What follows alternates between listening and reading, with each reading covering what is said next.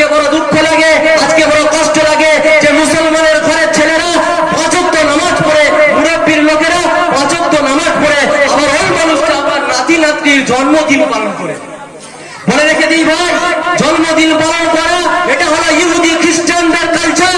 আর আল্লাহ তাআলা কোরআনের মধ্যে বলেছেন গায়রিল মাগদুবি আলাইহিম ওয়ালাদ-দাল্লিন, মাগদুব মানে ইহুদি আর দাল্লিন মানে নাসারা।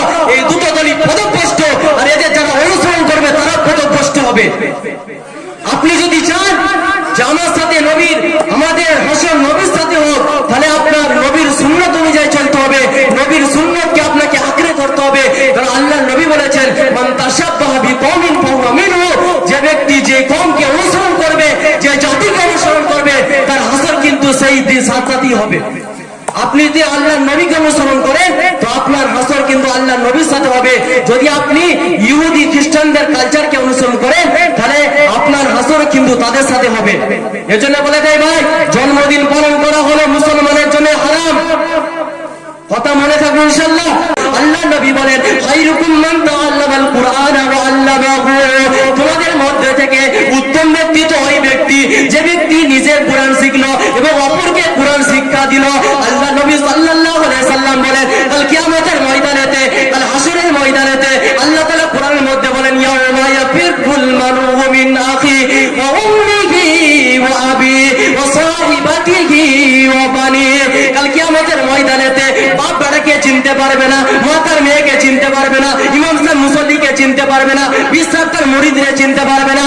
ওই কঠিন দিনে আল্লাহ তাআলা বলবে আমার ফেরেশতারা আজকে যারা আরশে মেহমানের তলায় বসে রয়েছে তাদের মধ্যে থেকে কোরআন পড়নে ওরা আব্বা মাকে একটু চিনে নে এবং জান্নাত থেকে নূরের টুপি এনে তাদের মাথায় পরিয়ে দে। আল্লাহ নবী সাল্লাল্লাহু আলাইহি সাল্লাম বলে কাল কিয়ামতের ময়দানেতে সূর্যের মুখ হবে 70টা, আর যাদের মাথায় নূরের টুপি পরিয়ে দিবে সূর্যের জ্যোতি থেকে নূরের টুপির জ্যোতি বেশি হবে।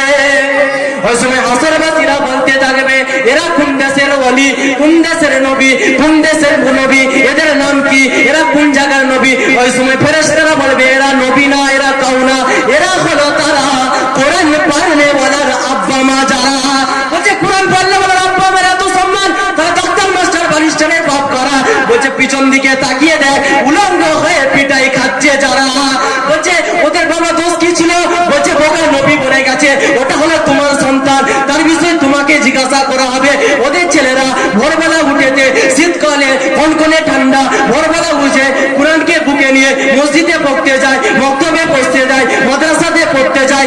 আল্লাহ তাআলা খুশি হয়ে তাই ওদের পিতা মাতার মাথায় মুকুট পরিয়ে দিয়েছে। তাই আর ডাক্তার মাস্টার ব্যারিস্টারের ছেলেরা সকালবেলা ঘুম থেকে উঠে দাঁড়িয়ে দাঁড়িয়ে পেশাব করে আর নুগিতে মুছে নেয়, আর জাহান্নামের ফেরেশতারা ওদের ঝাঁটা মেরে বিদায় দেয়।